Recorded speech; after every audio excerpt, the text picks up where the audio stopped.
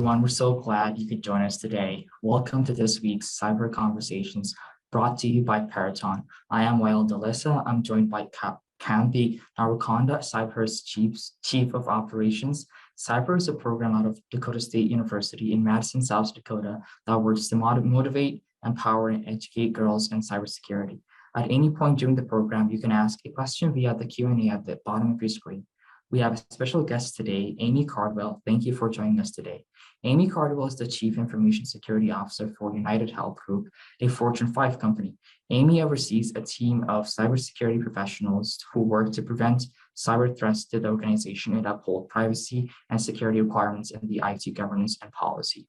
With 25 years in the technology sector, including 10 years in the financial services, she has focused on leading large IT organizations, developing technology strategies, and overseeing cybersecurity operations. She's an inspirational leader who delivers strong results in the customer experience, platform strategy, mobile, and e-commerce. Aimee, thank you very much for attending Cyber Conversation. The floor is all yours. Thank you, Wael. It's really a pleasure to be here. So thanks for having me. I'm speaking to you today from my home in Boston, and if you hear any grunting noises, I have 2 dogs who are very active and eager. So, just pay no attention to the grunting dogs. I think I want to start off today by saying I like to solve problems. I like puzzles and mysteries and figuring out the why behind pretty much everything. If I don't understand how something works, I'll go look it up. And my suspicion is that some of you are also like that. That principle has been the backbone throughout most of my career. Which company has interesting problems for me to solve? And which team will I be able to join that will give me the autonomy and authority to actually solve them? At first, I was part of small teams solving specific problems. What should the design of this website be? Or how can we make it more effective? Like an example of that was at the very beginning of my career when I worked at Sega, the gaming company.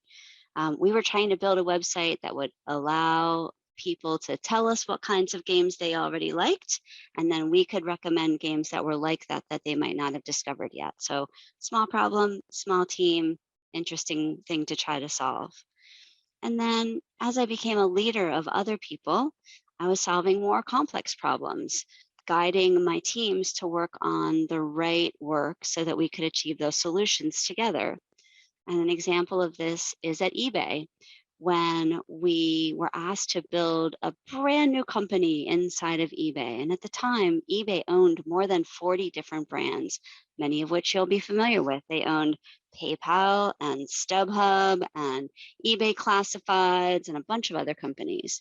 And so to solve that problem of building a net new piece of technology, I needed to work with teams from all of those different brands and properties to see what capabilities they had and figure out how we could tie a couple of them together to build something new.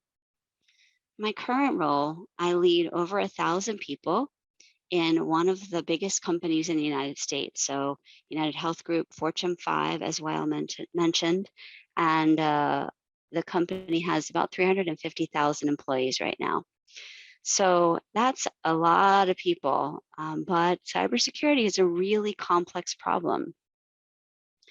So what's really interesting about that is that we also have all kinds of businesses within our company. So earlier in my career, I was working just within American Express, right? One company, very limited, not very, more limited problem set, right? All of the problems we have at American Express are related to financial services because that's the business that American Express is in.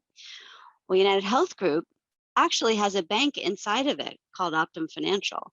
So we have all of the financial services problems or challenges that we see in cybersecurity. I think everyone guesses that bad guys like to steal money best because it's easiest to monetize. So we've got a bank, and that's just a teeny little portion of our company. We also are the largest medical insurer in the United States. So we've got a lot, 80 million, 100 million customers that we provide medical insurance to. And so their private health data, also called PHI, is stored within that part of the company. So we have a cybersecurity challenge around that. How do we keep our customers' information safe and secure and keep it from being exploited? So that's a whole nother problem set. And we have a whole nother thing where we also, in one of our sub companies called Optum, have medical clinics across the country and in Portugal and in South America and in other places in the world. So now we've got thousands of medical clinics and tens of thousands of doctors, nurses, and other care providers spread out across the world in a bunch of different clinics. And that's a whole different cybersecurity challenge, right? Any one of those medical devices that they're using might have a vulnerability that would allow a ransomware, an attacker to place ransomware that then, right? So I think of this as our attack surface. This is all of the places that we need to watch over to make sure that we're not getting defrauded, that we're not losing money from the bank, that we're not letting patient information come out, that we keep all of our clinics open and operating so that we can provide care to the people that we serve. And so that's really interesting, right? There's a lot of different opportunities for bad actors to come and steal from us or to defraud us or to ransom us. So my day-to-day work is a bit like a game of chess. I need to think about all the places that the company is at risk and understand and prioritize what are the things that are most risky and what are the things that are medium risky and what are the things that are lower risky so that I can work on them in that order from the top down. Now with 1,000 people, I don't have 1,000 people working on risk number 1, right? We're probably working on risk number 1 through 20 first, but underneath of 20, there's another 500 or 600 down on my priority list. So we're constantly going, what's next, what's next, what's next, what's next? And how can we build systems and automate systems to make it so that we need fewer people and we've got more technology and code and automation to take care of some of the most important risks that we deal with.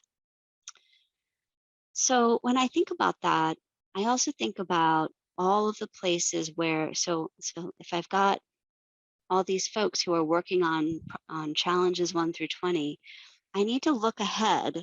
So let's say they're working on closing critical vulnerabilities, which is a really easy way for bad actors to get into your system. So if the team is working on closing critical vulnerabilities, I need to be thinking ahead, what problems are they going to encounter as they're doing their job? And I want to be out way ahead of them, 5-6 months ahead of them. And I'll give you a great example. Many companies let the engineers in their company release code. So they put code out, they deploy code, a website or an application. And then they go scan the code and look for vulnerabilities.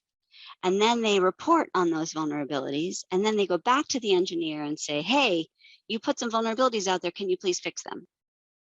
Now, if you're like I am, you're thinking, wait a minute. First, you let them release the vulnerability and then you tell them to fix it. There's another way to solve that problem, isn't there?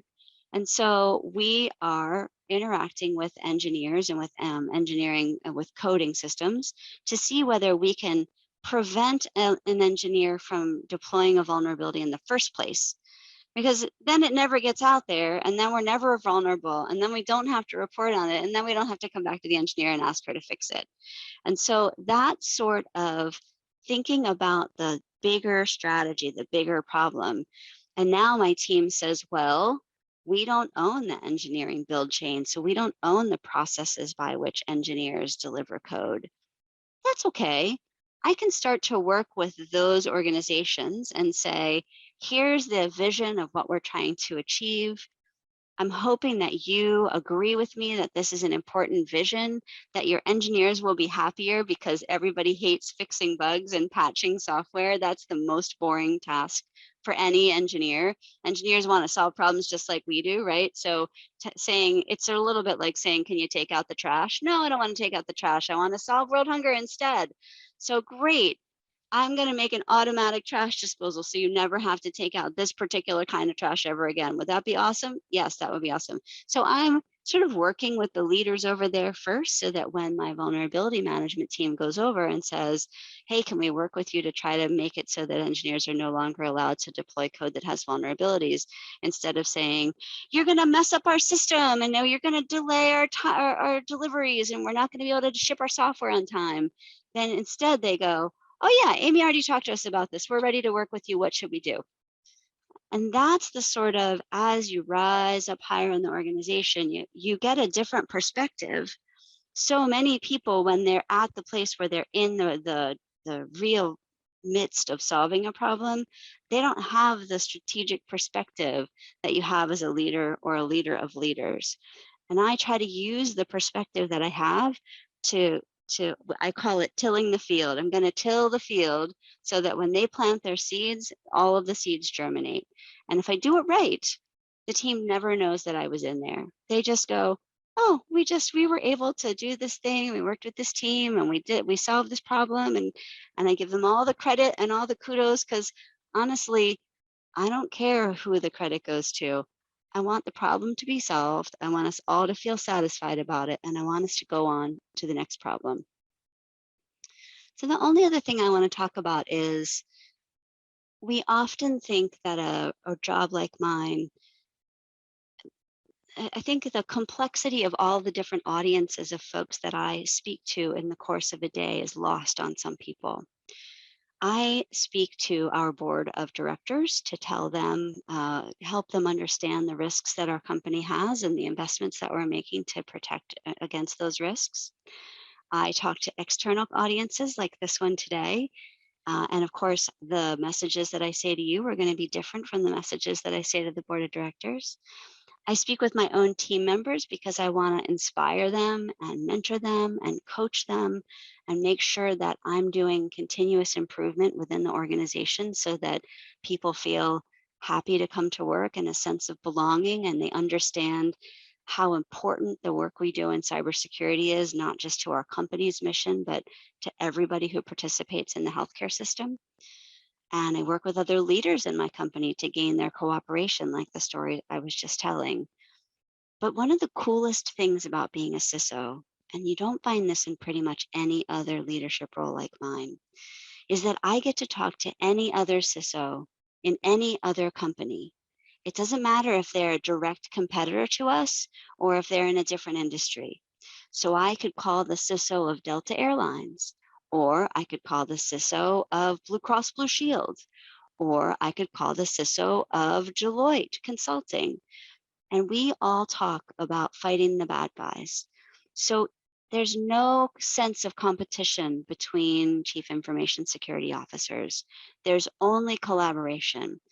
And if that was the only reason that you had to consider a career in cybersecurity, I'm going to offer you that, because that level of collaboration makes it a joy to come to work every day. When I was a CIO at Optum Financial, I couldn't just call somebody at another bank and say, hey, tell me about your cloud strategy, because it would have been considered anti-competitive.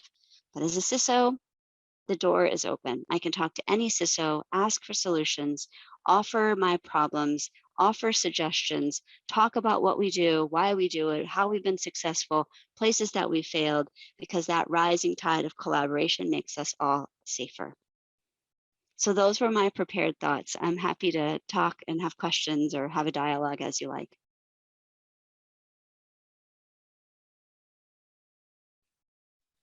Well, Aimee, thank you so much. First of all, let me thank you for being on Cyber Conversations today.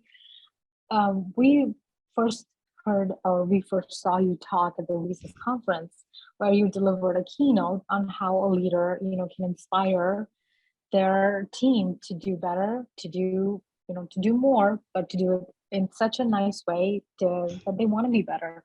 So, and I thought, hey, that's such a great message to send to your team. A leader is not just someone who tells you what to do. A leader is someone who inspires you and who shows you what to do by being compassionate themselves. It's human nature sometimes to, get mad, get frustrated, but as part of being a team, as a leader, you rise above that Yeah. and you say, hey, you know what? You messed up. That's okay. As long as it's fixable, that's okay. And even if it's not shows fixable, it's still okay. exactly. And it shows your team that, they can trust you to help them come out of their problems. Yeah. And I thought, that's such a great keynote. And we immediately made contact with you, and here we are today. So thank you so much. Thanks. And I want to dig into that a little bit. I think as women, sometimes we are socialized to avoid conflict. And that is one tool in your toolbox. But if you're always avoiding conflict, then you're not really taking advantage of all the tools that you have.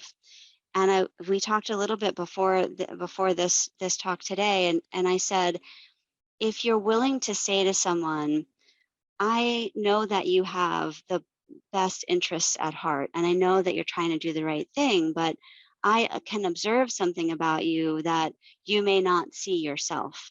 So you may not know that what you are doing when you do this behavior actually is being perceived by the other person as aggressive, or is being perceived by the other person as angry, or as like you don't care.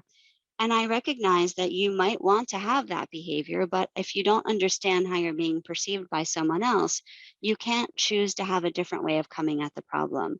And if you and I were having that conversation, and I was brave enough and had enough courage to come at the conversation in a way that you were clear that I was having the conversation with you because I care about you and I want you to be successful, then you would be interested and be willing to hear what I had to say. And you would also know that you could trust me to tell you the truth, because I didn't just say, oh yeah, you're great, everything's fine, you're great, you're awesome. Because it's when someone has the courage and bravery to say something to you that might not actually be feeling that great right now, those are the people that you actually know you can trust. So kind of keep that in mind as you go through your career and you feel like you're in a situation where you could make a difference, but you're afraid to because it's going to create a conflict. Yeah. And I feel like, as women, we have not a lot of support that we get. And the way you go about leadership and how you inspire your team, it's commendable, because we need more, encouragement, not just women ourselves, but the entire team, whoever's on the team. We all need encouragement. We all need that inspiration, that motivation. And I feel like because we as women don't get a lot of that, we're willing to, readily do it for others. Yeah. So yeah, that's interesting. I sometimes turn that on its head a little bit and say, at the moment, and I know that the entire industry is looking for women to come and join the industry. And even if that means that you're the only woman in a room full of men, sometimes that's to your best advantage, because you're able to bring a perspective or a kindness or a behavioral adjustment or an attitude of excitement or knowledge or curiosity that other people don't have, because maybe they've been doing this for a long time. And one of the other things that I really like is sometimes people say, oh, my leader's changed like 4 times and now I don't even have a leader. And I was like, oh, great. Now you can do whatever you think is best. Isn't that amazing? And I think usually they're like, well, I'm waiting for someone to tell me what to do. And I think, why don't you tell them what you think we should be doing? And I'll be honest with you, that is one of the core tenets that has actually allowed me to move through my career. I think we talked about this a little bit at WESIS, but I didn't graduate from high school and I don't have a university degree. And I happen to be the CISO of a Fortune 5. And that doesn't happen by accident, but it happens by curiosity and courage. And the courage to be able to say to my leaders, I heard you say what you think we should do. May I offer you another perspective, and let's have a discussion about that. So yeah, I think taking those chances right now is the best time to be a woman in technology, and certainly the best time to be a woman in cyber. So, don't be afraid to take a little bit of chance. In the worst case, you get fired and you get a different job somewhere else. It's not that big of a deal, honestly. I like that. I like what you said. It really is the best time to be a woman in cybersecurity. We're so Yeah. few of us here, and there's a need for such diverse answers to different problems that we face. It's wonderful to be a woman in cybersecurity at the moment. It actually makes me think of another thing, which is women are in a unique position to lift each other up. So back in the day, I think women felt like they needed to act like men and be competitive. And, there's that picture of the power woman in the power suit and walking into a meeting being powerful. Okay, sure. Sometimes I walk into a meeting being powerful too, but most of the time I walk into the meeting being collaborative. And I try to figure out, how can I make every other person at the meeting successful? How can I make you successful?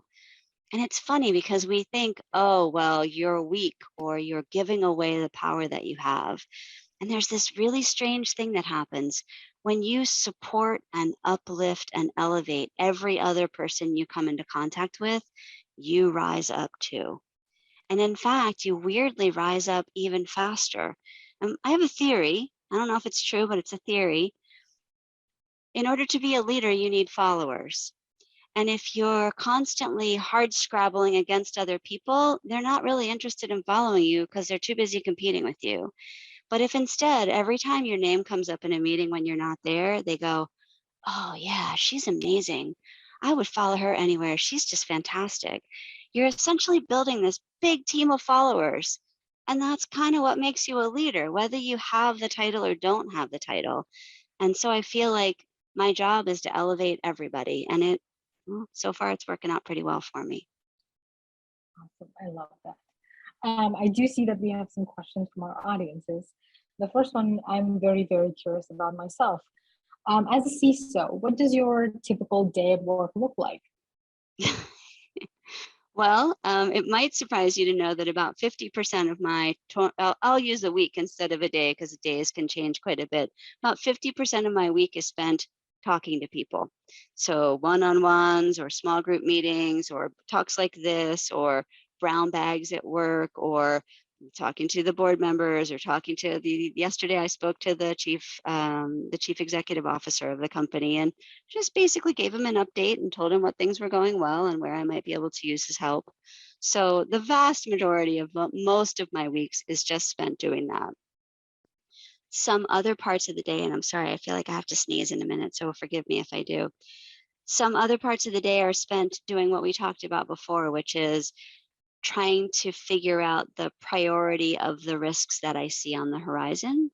And a lot of my time is spent making sure that the teams that are working with me understand the whole problem that we're trying to solve. Far too often we think of, well, there's this vulnerability, like Log4j was a big vulnerability that happened in December, really big, one of the worst that's ever happened.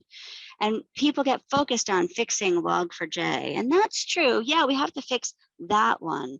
But I'm thinking about, what is the next one going to look like? And how can I use the lessons that we're learning as we try to fix this vulnerability to make the next one easier and the next one easier and the next one easier? Because ideally, every time we do something, we're learning and then reapplying those lessons. And I think it's too easy to get down in the weeds when you're solving a specific crisis, instead of thinking, if we just invested a little bit more here, we might not ever have to deal with that crisis again. Or the next time we deal with it, it'll be smaller. And I'll give you an example. One of the hardest problems we had when we tried to fix Log4j is that we had 60,000 instances of it in our organization. That's a lot. Of course, I'm never going to know how many instances are going to happen for the next vulnerability, so I can't solve that problem. But the biggest problem was we didn't know who owned all of the pieces of code.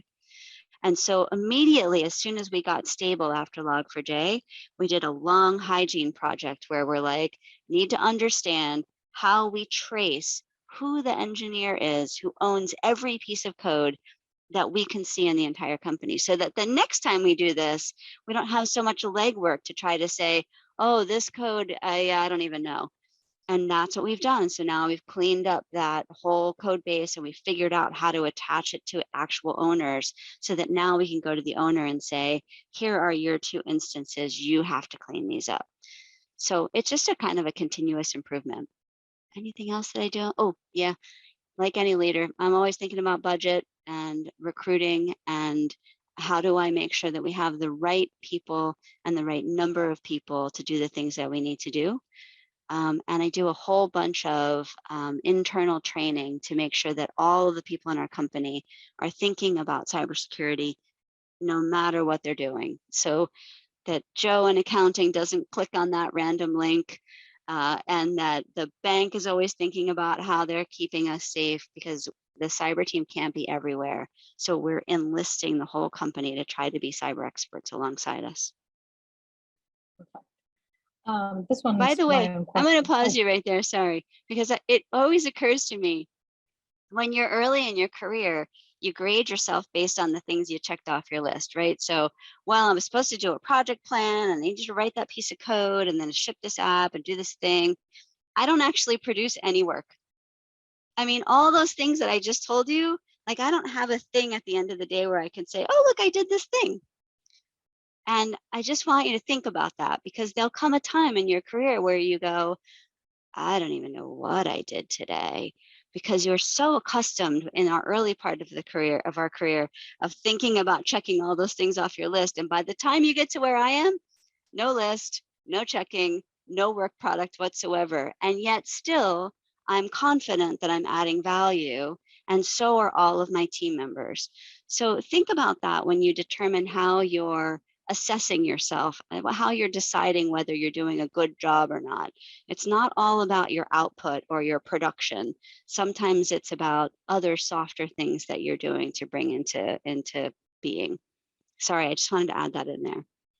No, but that's a very unique perspective that you offered just now, because even now I'm thinking, even while you were talking, we are doing a camp next month, the Gen Cyber Girls Camp.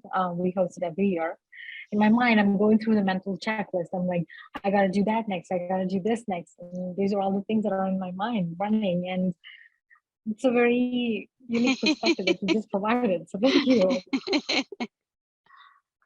The next question is my own. What is your favorite like hacker movie? I'm going to date myself, but my favorite hacker movie is War Games. It's back. I mean, I turned 55 this year, so I'm, back in the day, that was the movie that kind of inspired me to want to be in cyber in the first place. Awesome. Also, what's the coolest thing that you have ever done so far? It could be your career, personal, anything. Oh my goodness, I have lived a blessed life of doing incredibly cool things.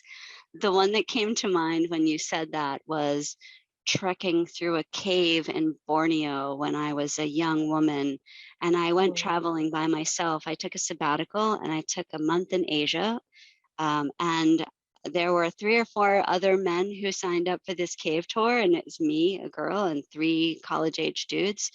And we started into the tour, which I thought was going to be really normal. And then the guide looked back at us and said, "You want to take a swim?"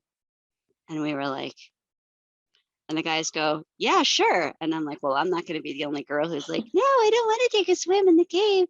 So I took my shoes off and we got into the water and we swam together deep into the cave and explored different parts of the cave that were way off the beaten track. And I think that desire to not be the weak person in the group, not to chicken out, wow, that really made for an amazing tour and an amazing trip. So lots of really cool things. That sounds so cool. I wish I could do that. You can. Borneo's still there. Soon. Yes, hopefully soon. Unfortunately, we're almost out of time. So my last question to you is, what advice would you give to all the young people that are watching this session? I think that we need to be the change that we want to see in the world. There is a great opportunity for us to do almost anything we want to do. And it doesn't depend on where you went to college, high. It doesn't depend on what kind of background you came from. I came from a very lower middle class background. It really just depends on your curiosity, your persistence, and your drive. And hopefully that you bring a little joy to the day every day. People are going to want to work with you that way, and they're not going to want to work with you any other way. So just be the person that you want to be, and let the world figure out where your best place is for you or with you. That is wonderful advice. Be the change you want to see. Yeah. That's perfect. Thank you so much for having me today. Thank you for being on today. Before we leave, I'm going to launch a very quick poll to see how many of you are attending, your interest in the program. This conversation is being recorded. We will upload it to YouTube as soon as possible. So please subscribe to our YouTube channel. Just type in Cyber on YouTube and you'll find us. And follow us on our social media, Instagram, Facebook, and Twitter. We also recently started a LinkedIn profile for the more professional or collegiate and working women. So please follow us on LinkedIn as well, Cyber at DSU. And unfortunately, we will not have a Cyber conversation in June because we are gearing up for our Gen Cyber Girls and Cyber Girls campus from June 19th to 23rd. So if you are interested, please email us and we'll see if we can get you in, and we'll be posting constantly on social media. So thank you all for joining us today. Have a wonderful, wonderful evening.